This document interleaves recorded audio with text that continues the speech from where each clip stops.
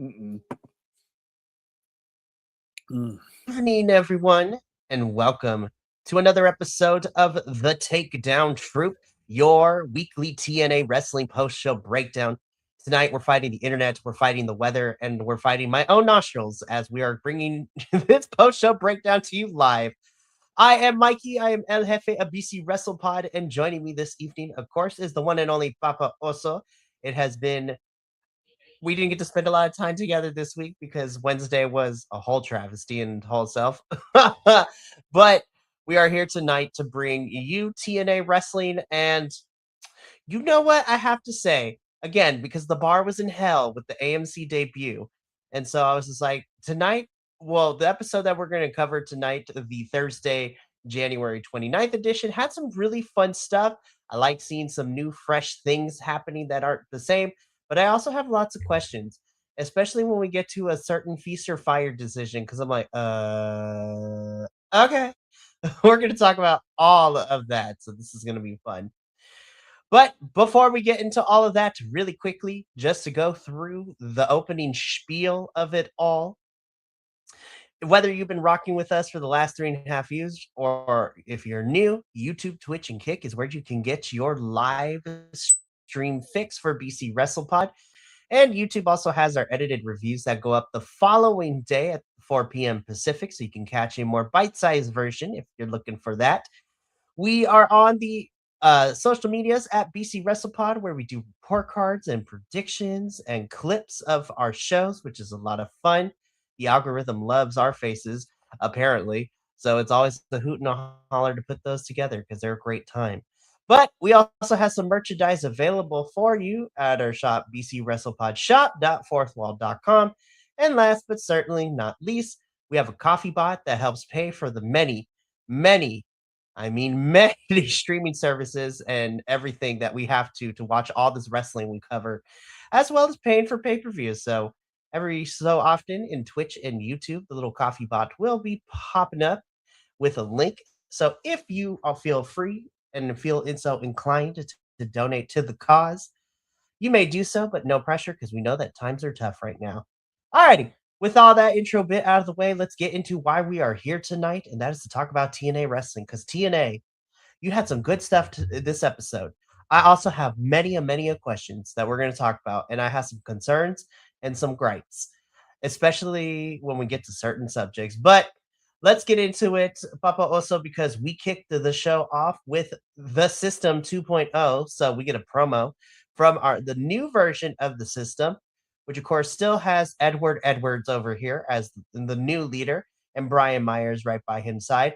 But we have our two newest members in the form of newly signed to TNA Wrestling Bear Bronson, who I'm so excited that he is now officially signed to this company, and a now heel Cedric Alexander, which is some very interesting stuff. So, of course, Eddie is doing most of the talking in this promo. The crowd is booing them because they are very upset at what happened with Moose and everything that has gone down, and also them attacking JDC the week before after he retired. Eddie basically says, Brian Myers says that it needed to be done.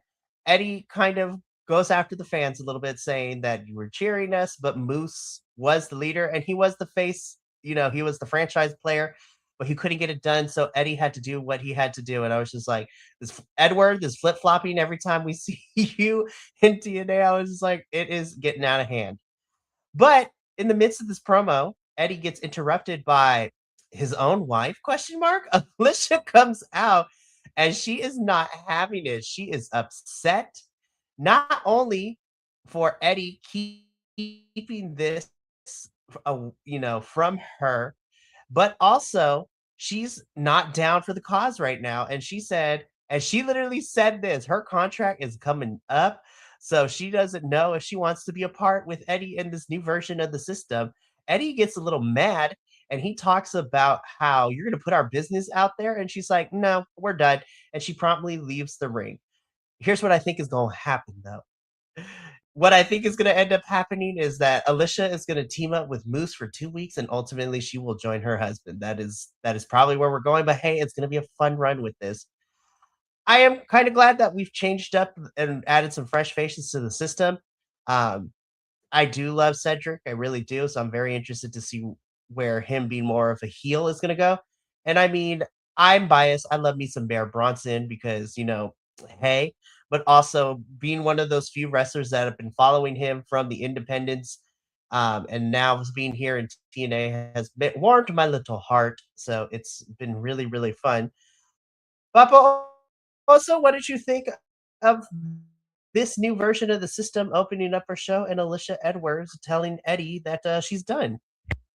I didn't really understand the new members. I don't really get it. I mean, I've watched since Genesis. I don't get it. I don't understand the shift. I guess I missed something, obviously, because I mean, I can't imagine. I was just blown away when I saw Cedric Alexander was in the system. I was like, really? Okay, all right. I mean, I could see Bear Bronson doing it.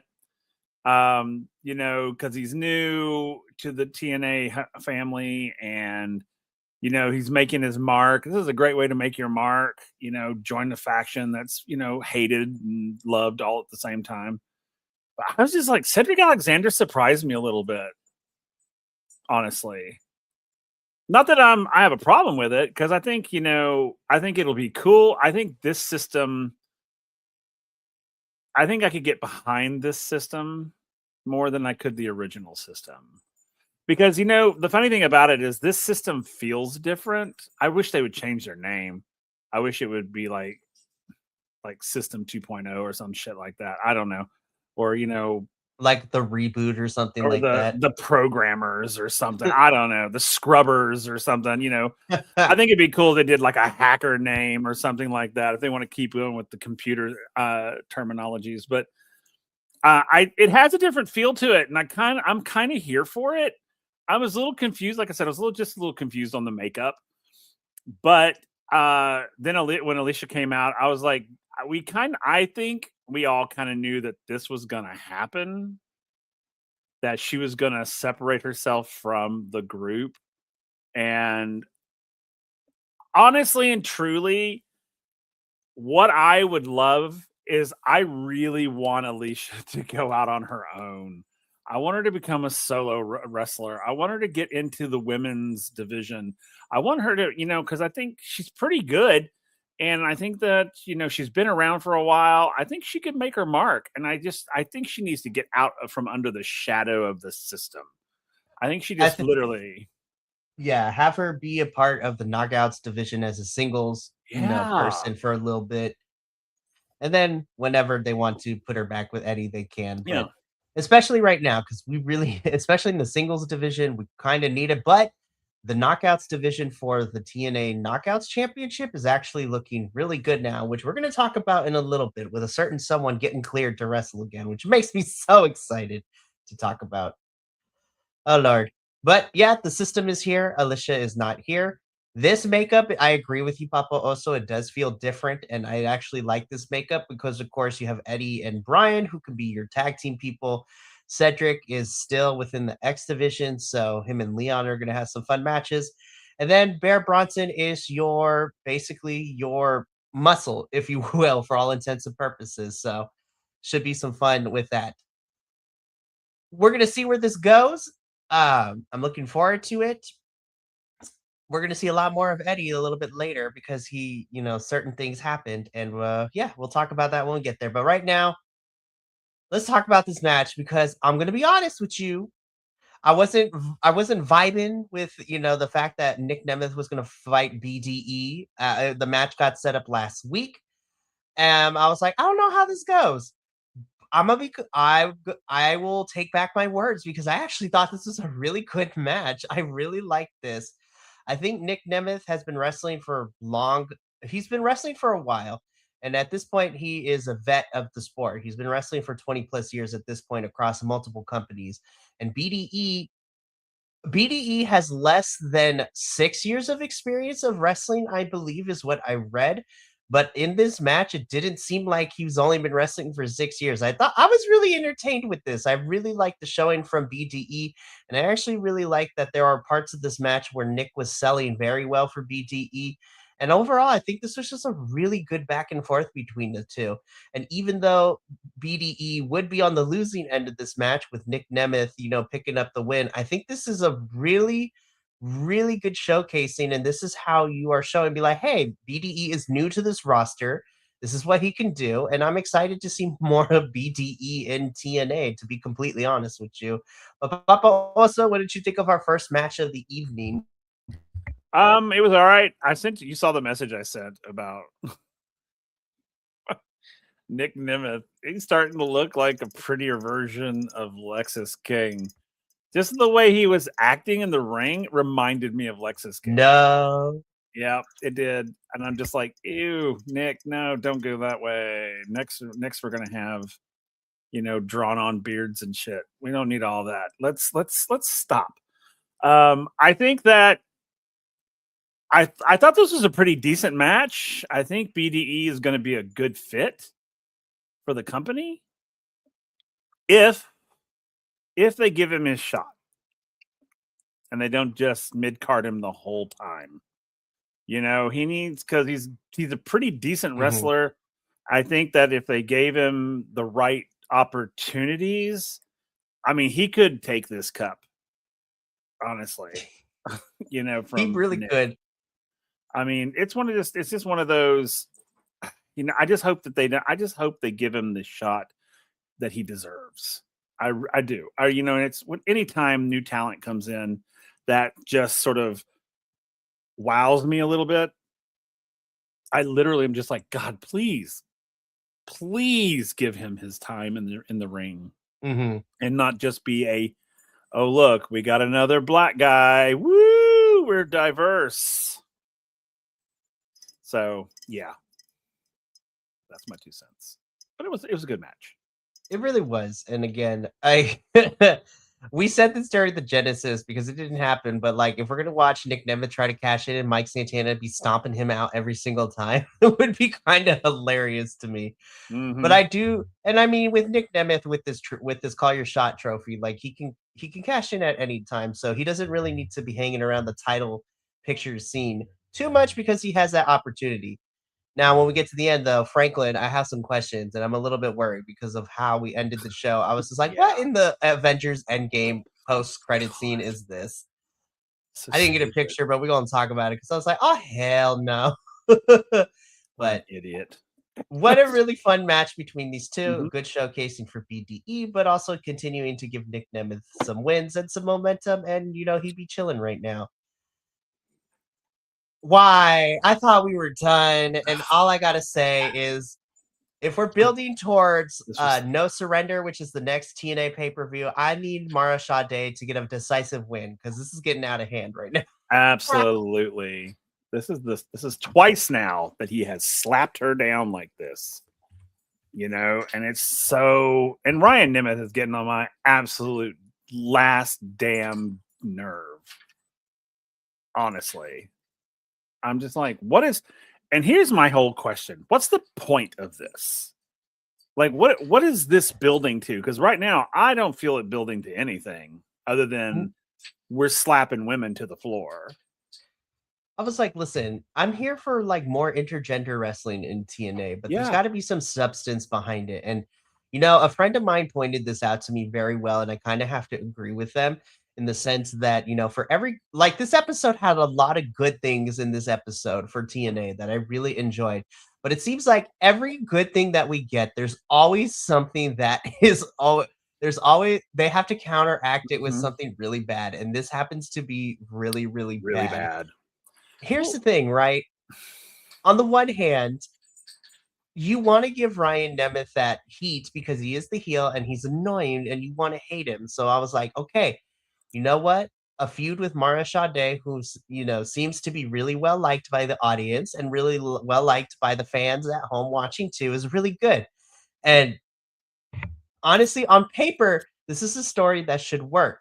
In execution, however, has me like scratching my head.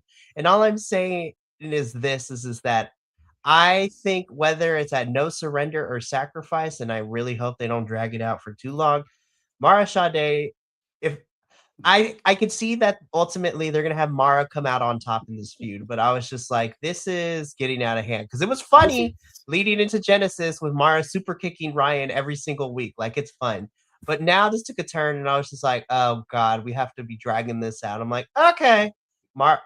The end goal needs to be Mara comes out on top because if she doesn't come out on top by the end of this feud, TNA, we're gonna have some questions. this is bad optics. Because this is bad optics. Because it was when I saw it at Genesis, it was like, I mean, the crowd was just like, "What just happened?" And this is very much. I mean, it's just bad optics. It is super bad optics. This looks bad. Because it's one thing if you want Ryan to be the heel, the ultimate heel, that's fine. And there are plenty of ways to do it. But the reason this doesn't work for me is that she doesn't get any upper hand on him at all. It's like they come in, they do a little bit, and he slaps her down, basically. And it's like, she barely gets anything into it. Now, if it were more balanced, then I would be like, okay, cool. But this is not balanced at all. It is super unbalanced. So It really is. And honestly, Erica, you bring a good point up too. Like Mara is that girl. Have to even go through this. She should be like, you cheated at Genesis, so now I want a rematch. And so that's how it should be. Like she should get a rematch. She should get a rematch at No Surrender. We don't have to go through the song and dance. and I Like agree, honestly. but I don't think this is about her. I think this is about him. This whole thing. I honestly don't think Yeah, it has anything to unfortunately. do with her. Yeah. So her challenging him No. will never happen because they're doing this for him for some reason.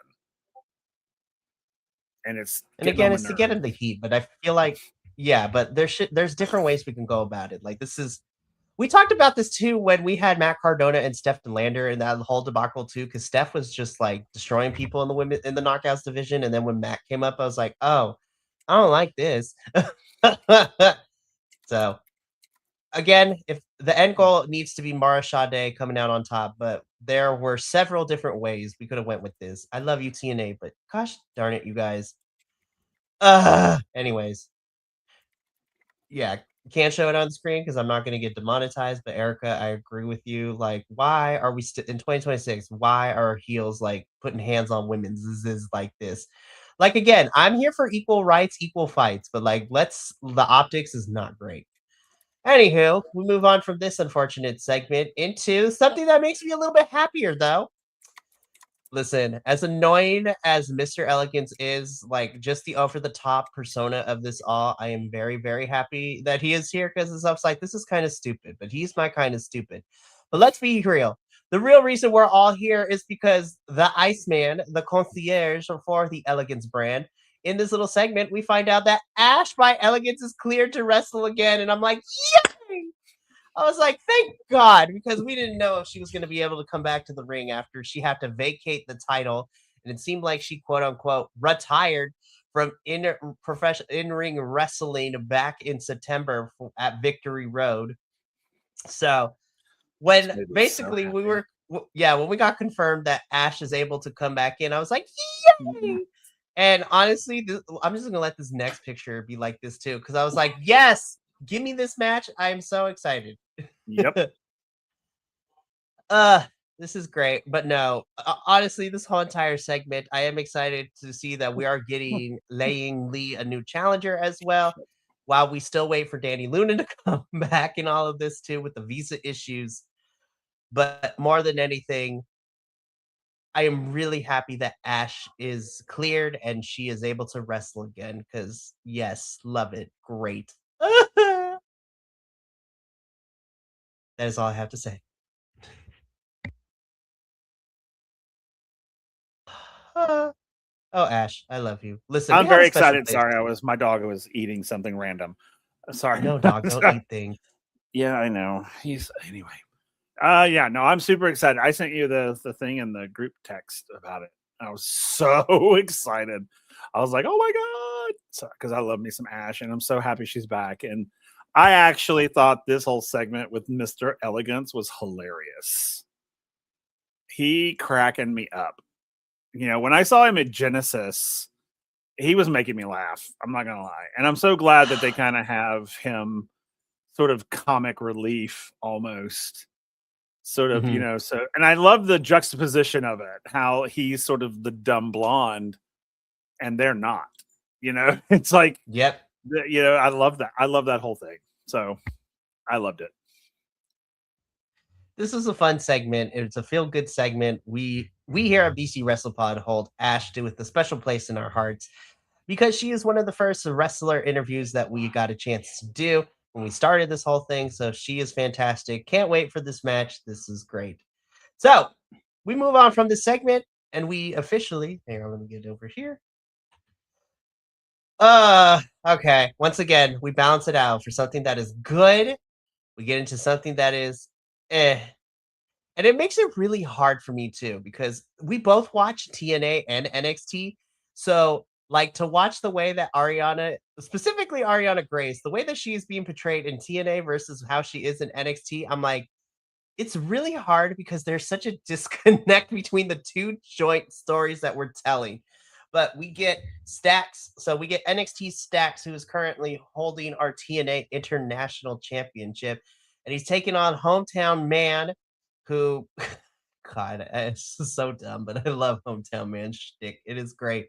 And of course, Ariana Grace is by Stacks' side in this match.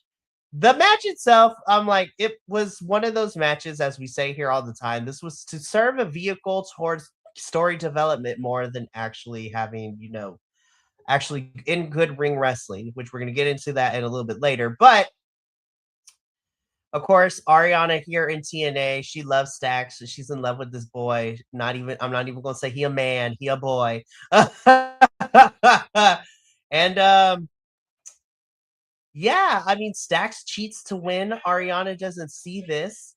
And you know what? She's just like, because Stacks says that he won without cheating, and Ariana chose to believe him. And at first, I was like, oh, girl, no, ma'am. But then later on, we would figure out, I was like, okay, at least we're kind of making her a little bit smart. But I was just like, as soon as I saw this placard, Papa, I already knew. I was just like, well, I know how this is going to go.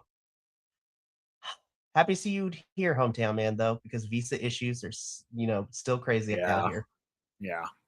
Well, yeah, we all knew where it was going. We knew how it was going to be. This is just another showcase for Stacks to show that he's a bad boy, and cheating and blah blah blah. I was like, yeah, yeah, yeah. But you know what? I enjoyed it because I got to watch Hometown Man, and I freaking love Hometown Man.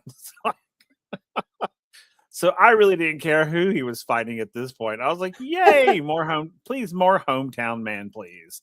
I just Hometown love. Diener, as we now know him as. I know, right? I freaking love him. I love how he completely rebranded himself. I think it's fantastic. And this character I love this character. I wish this character had shown up at TNA Genesis. I really do, because I would have loved to have seen him live, because this is just fun. It's just fun. And Stacks, and don't even get me started. But I'm so over him and Ariana. I'm so over them, because it's like, we get that they're a real life couple. We get that. But my God, you do not have to bring that into this. Don't bring it to work. Because No, well, then I you have mean, to, you're talking about bringing it to work, right? It's yeah, like, because then you have to like exist.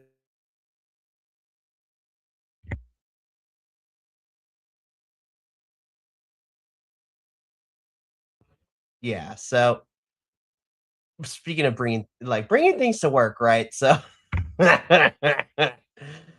backstage, Ariana finds out that Stax cheated to win, and she's all upset. Santino is over here too. Stax is like, "But babe, what do you mean?"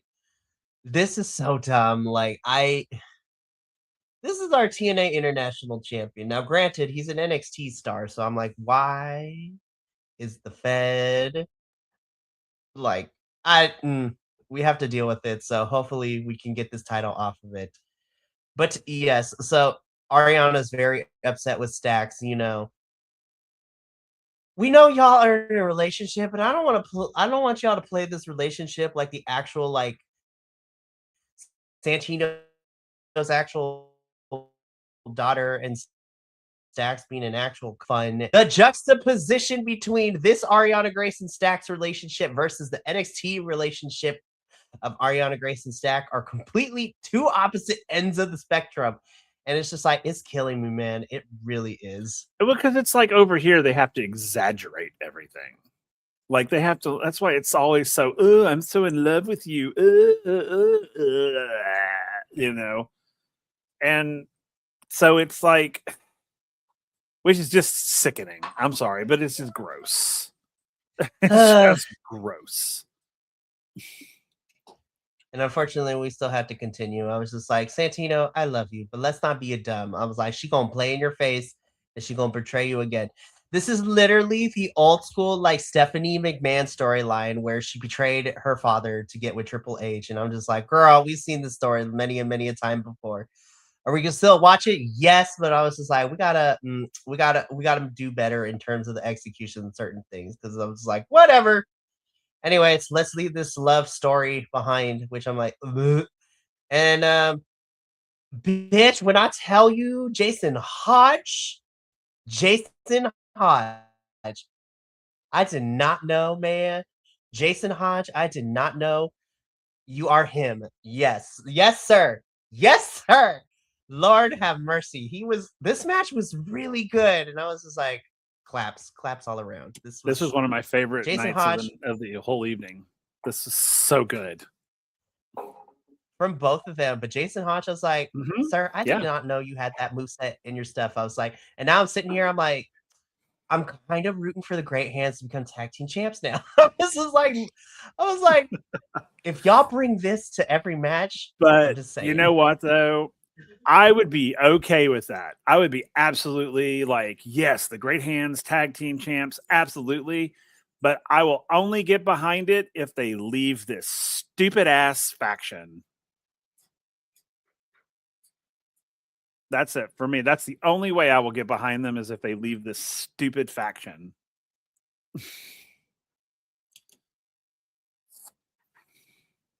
I would love to see it for them. But yeah, Elijah versus Jason Hodge was fantastic.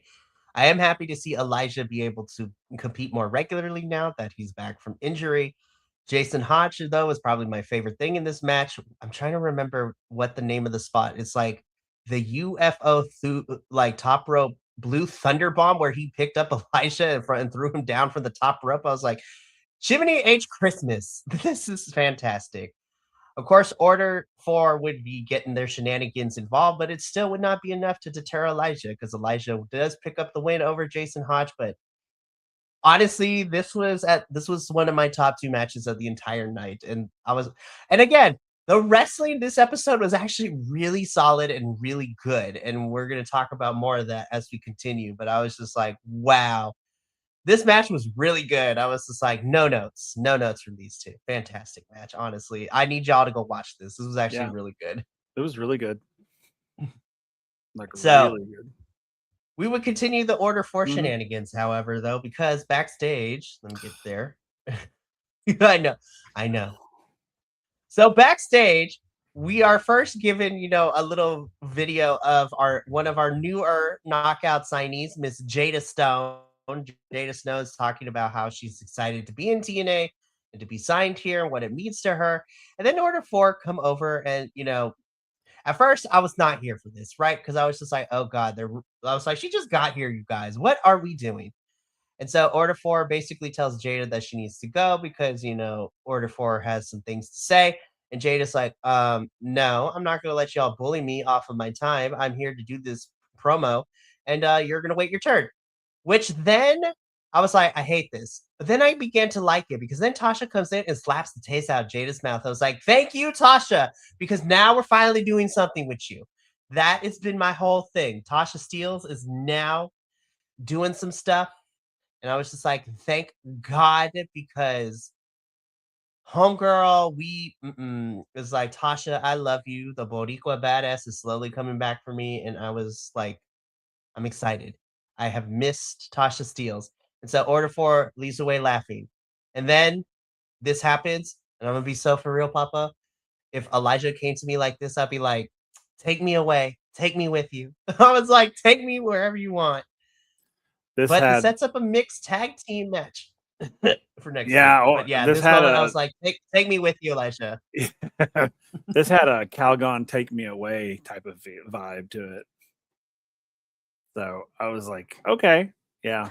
And I have to say also, I agree with you with Tasha Steelz finally becoming a part of, not a part of, I'm sorry, actually stepping out and being her own thing, because I was sick and tired of her being in the back row, their token black girl, which is what she was. And that was just bugging the crap out of me because she's so good. This is what just drives me insane, is when these factions have these female wrestlers in them, and the female wrestlers are just sort of like eye candy. They're just sort of there. And I'm like, first of all, Tasha Steelz could whoop Ali's ass.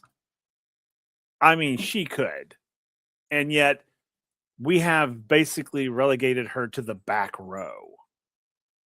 And it's so annoying because, I mean, you know what I'm ready for? I'm ready for a full on, like, serious, like, all female faction with that one guy that they put in the back.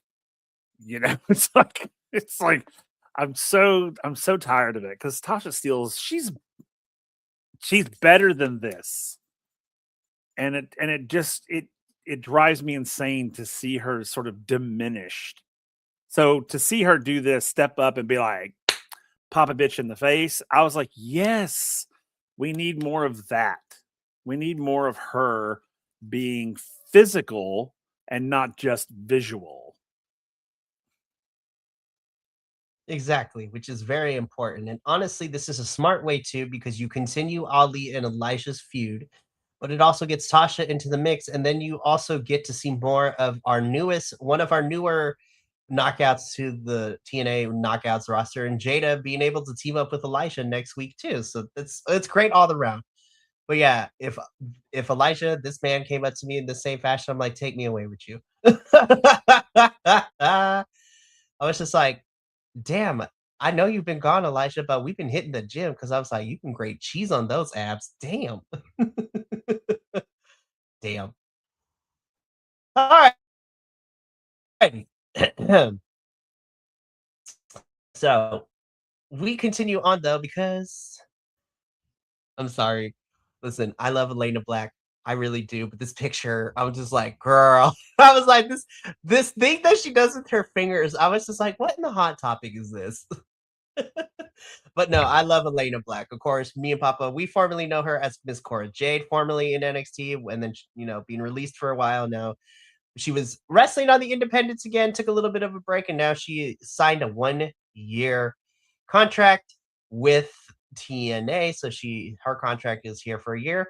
And essentially this was a enhancement talent match, in which is the nice way of saying this was a squash match. Where Elena Black got to showcase what she can do. And of course, we had the suit, Miss Daria Ray, also on commentary, our second GM figure. I'm not going to say the word on here because we're going to get demonetized, but and you could probably attest to this, Papa, but like Daria's Titantron, like her video package, and it has a figure of her standing up. I was just like, I might have minor dyslexia because like my brain just automatically wants to say, be like, oh, she's the, oh, we can't say that because we're gonna get demonetized. I was just like, just rearrange the words a little bit and you know the letters and you know what I mean. I was just like, okay. I was like, this is fine. Um, I mean, this was a squash match. I am happy to see Elena Black back in wrestling because she did take a break for mental health reasons and she decided to sign for TNA for a year. So I am excited. I am hoping that it is not what we normally get from anytime we get new people in TNA, where mostly it's going to be squash matches, and then like, oh yeah, now we're going to give you a story. All of us, a lot of us have been Yeah. watching Elena Black, whether it's in NXT or the Independents for a while now. It's just like let's just throw her in a story. She don't need to be feuding for a title right now, but let's put her in a feud. Let's put her in something of substance. Yeah. Which I mean, I can respect. I mean, I'd rather her come in and be involved in something like immediately, but not like, the one thing that irritates me the most is when they bring people in, new people, quote unquote, new people in, and all of a sudden they're vying for a championship. See, that bugs me. But if you bring them in and they walk in the building and they're like, oh, this is a fresh new start, and someone comes up to them, gets in their faces, and they're like, bitch, please. Okay, fine, let's take it into the ring. I'm here for that. Because then it puts her out there. Yeah, you and I we're very familiar with her, but so it was actually really nice to see her in the ring again. So, but yeah, I mean, we knew that this was going to be a squash match. We knew that, and it was just to get her back into, I think, into the swing of things, and I loved it. I actually loved it. I love watching her. I think she's a great wrestler. I agree with this random. I don't know what that is, but she needs to. That needs to. I don't know. I don't even know. But anyway, but yeah, I liked it. I liked it. I liked her being back in the ring because I think she's gonna be fantastic. And I think she'll be great for the knockouts for sure. I think so. No, for sure. And like we've been saying for the last couple of weeks, we really need to start getting more in our knockouts division with visa issues and people leaving and all that jazz. So Elena Black picks up the victory here in the squash match. This was a lot of fun. We move on because the feud continues as we already knew it was going to. The Hardys are backstage cutting a promo. The Righteous interrupt, and the Righteous tell the Hardys that they're not here to fight. They want to work together because the four of them can do amazing things. And the Hardys are like, yeah, okay, we'll think about it. I'm just like, okay. I mean, it's not the most inventive thing, but at least we're going to be continuing this feud. So I was just like, the Righteous need to win these titles at some point in this feud. I was just like, we at least after losing at Genesis, at least they didn't get thrown off and be like, okay, the Hardys and them are not going to fight for the titles again. I'm like, thank goodness TNA decided to continue storylines. I was just like, all right. So at least we're continuing this feud, which I'm okay with.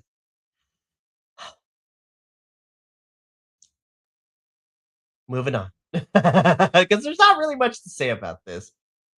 Now, there's a lot to say about this, though, because, girl, let me tell you. Alrighty. So, if we get the results of the Feast or Fired. So, last episode, we had the Feast or Fired match. For those of you who don't know, this is where there are 4 briefcases being hung up in the ring, and 3 of them have championship matches of different varying degrees, and one of them is the pink slip. So, somebody was getting fired by the end of this. So, to remind everyone, the 4 people that got a briefcase in the match last week included Trey Miguel, Eddie Edwards, Steve Macklin, and Eric Young. So we're just going to go through it all, right? BS. I'm going to put it out there. BS. This is where Papa is going to be. Oh. This is where he's going to get it crazy. This was bullshit. I'm sorry, it was. I'll call it right now before you even get into it. This was such bullshit. The person that should have been. Oh my god. Oh, anyway. Okay, go ahead. I'm sorry. Okay, so we're gonna start things off. So Trey Miguel opens up his briefcase. He gets an international championship match in the future. So cool with that. He's fine. Then Eddie Edwards gets a TNA World Championship match. So he will be crossing paths with Mike Santana at some point. So that's always fun. Yep.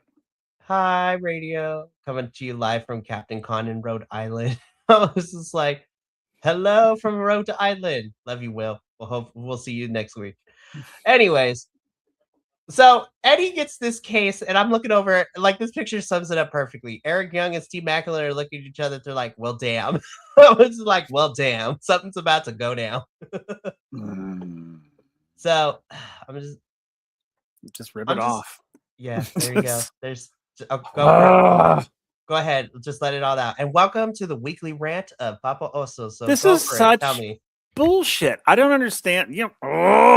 First of all, Eric Young should have been the one that got fired. Absolutely, for sure, because everything that he's been doing up to this point has been just crap. Honestly. Now, I don't know what this, I don't know if there's something behind this and Macklin's got another deal in the works. I don't know, but I think TNA needed Macklin more than they needed dipshit. And I really do, because Macklin, and maybe that's the thing, the idea that they're shifting and trying to change the faces of TNA to either a younger generation or whatever. And that's fine. This is not how you do it. This is not how you do it, because, and I agree, radio, he's probably on his way to WWE. I agree with that, but this is not how you do it. I mean, unless he was very much like, yeah, let's do it this way so I can go out, but to me, I'm just like, no, Eric Young should have been the one that got fired, flat out. He should have been the one that got released, because, and of course, but and I guess here's the upside to it, is that I know that Macklin will be fine. He'll land somewhere and he'll make it great. I guess if Eric Young had done this, he would have been in an old folks home by now, because ain't nobody want his ass. So that's the only good, that's the only positive I can take from it, is that I know that wherever Macklin lands, he's going to be amazing. And, unfortunately we get saggy ass Eric Young over here, and so just go away. Just go away. That's all I'm at. That's all I'm saying. And just the minute that case opened, I was like, you son of a bitches. I was like, I knew it. I had that ugly, nasty feeling. I was like, oh, it's gonna be Macklin. It's gonna be Macklin, and I'm gonna be. I yelled when I watched it. I yelled. I was so mad. I'm still mad. Because you have every right to be. And here's the thing, right?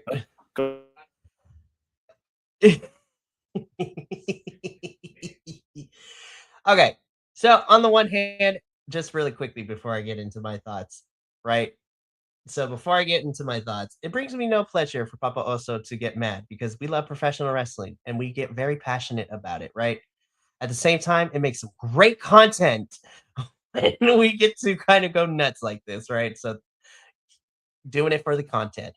No, here's the thing, right?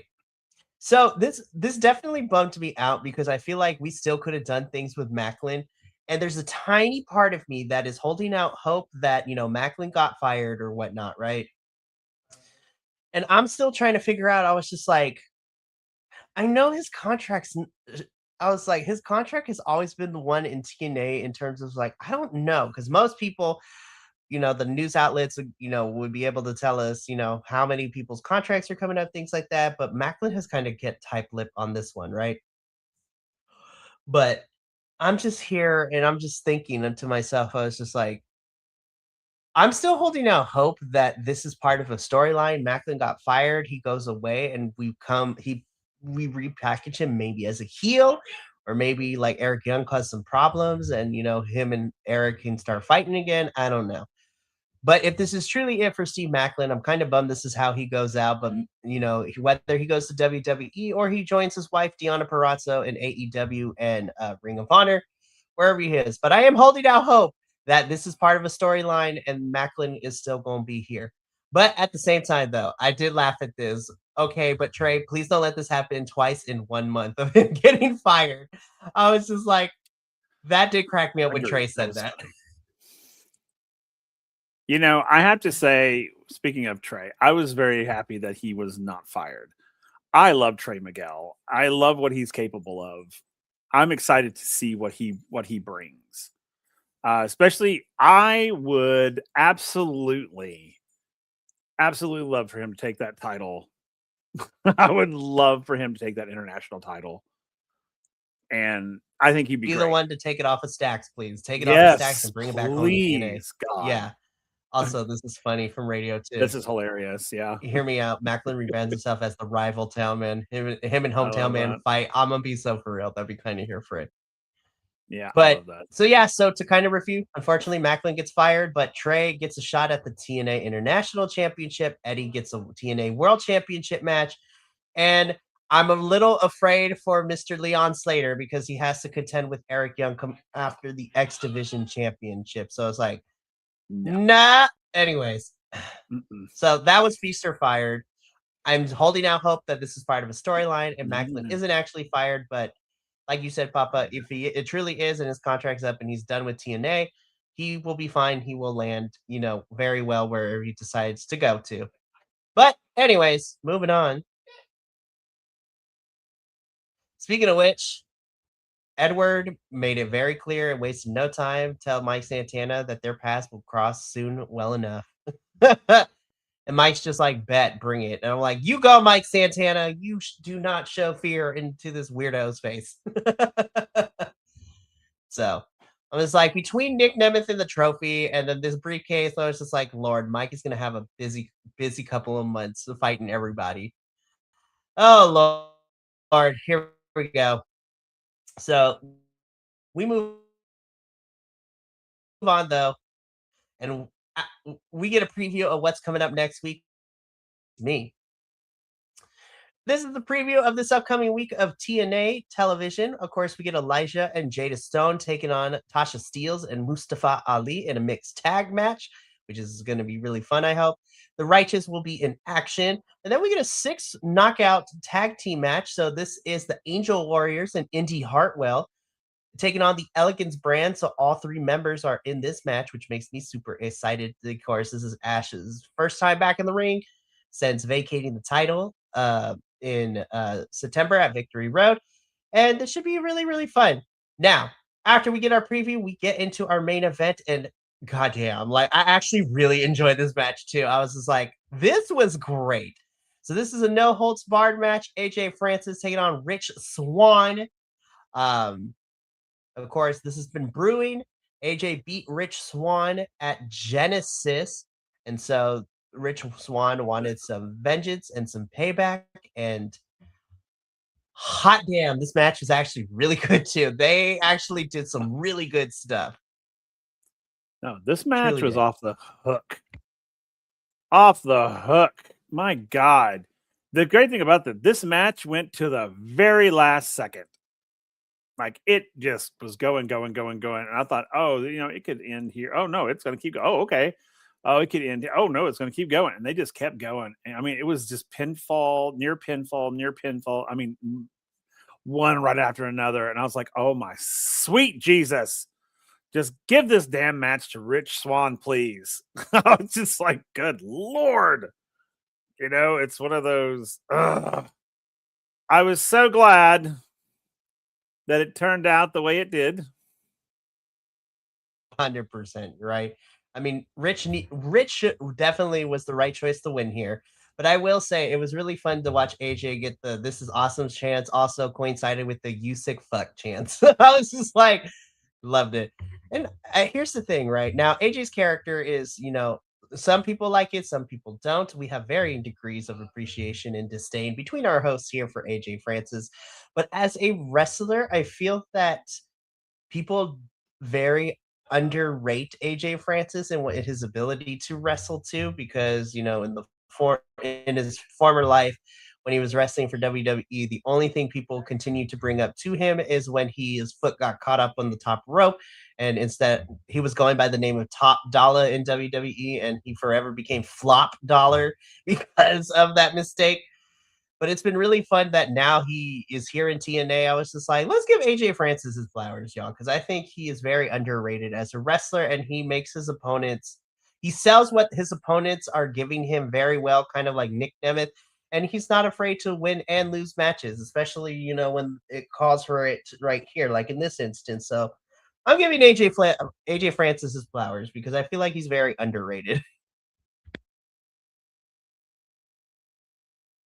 Okay. My thing about AJ Francis is I can't stand him. And this is where I get ripped apart. No, absolutely not. No, absolutely not. I just hate I'm AJ just Francis. kidding. I think he is. I just think he's.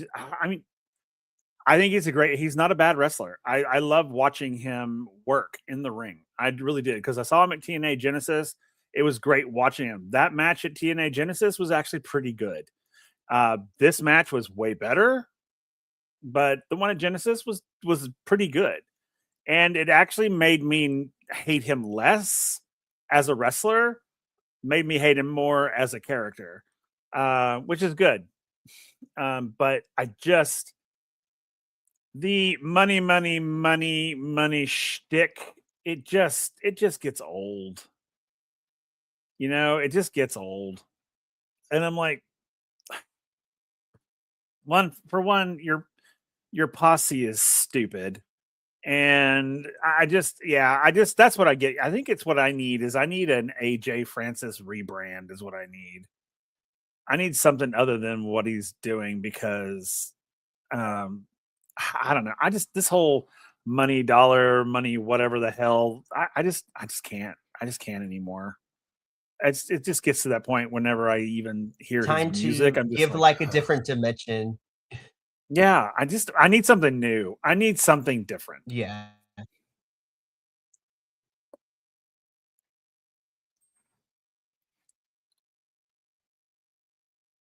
Very, very fair.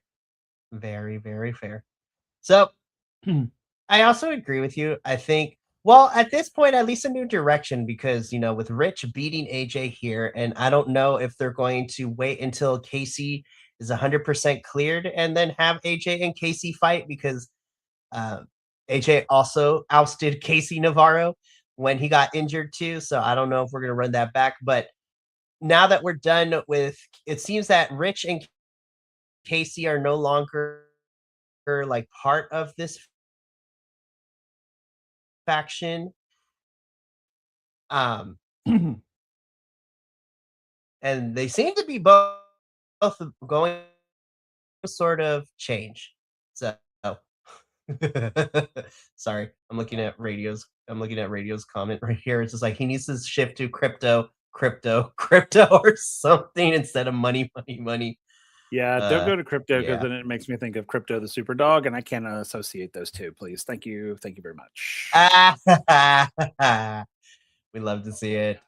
So Rich Swann picks up the win in this main event, and that is the end of our TNA post-show breakdown. Again, I had some questions, but you know what? TNA, this was a pretty solid episode. The wrestling was really, really good this episode. Storylines were hit and miss in terms of development and what we got, but you know what? I'm here for it, and I'm looking forward to coming back next Friday to talk about another episode of TNA. So before we call it a night here at BC WrestlePod to kind of give you a little bit of an update, well, at least a preview, I should say, not an update, because an update sounds like, guys, we're about to be canceled. No, I was kidding. No, but we are done for the week here at BC WrestlePod. Again, I apologize for not having an NXT or CMLL review on Wednesday this week, but real life got in the way, and as Papa Oso was made very much well aware after I talked to him, he's just like, damn, great things be happening, and they do. But we have a fun-packed week coming to you live next week. Of course, we have everything as part of our regular schedule. Tuesday is our AEW post-show breakdown. Wednesday, NXT and CMLL will be back, and we will be talking about that. We'll be back once again on Friday to talk about TNA, but next Saturday, I will be here doing a live watch along of MLW's Battle Riot 8. I have been staying off the internet because people have already started spoiling the results, and we are not about to have that. So, but we got a fun week coming ahead to you live. And of course, you know, me and Papa Oso are everywhere on the internet at our socials on other projects we be involved in too. So you should go check us out because it's fantastic. But we got to get up on out of here. So thank you so much for tuning in to another Takedown Troupe post-show breakdown here for TNA Wrestling. From all of us here at BC WrestlePod to you, remember, take care of yourself, love one another, stay iconic, and more importantly than anything, you always deserve to finish your story. We will catch you next week for a plethora of other fun shows. But until then, sayonara, adios, and until next time, peace.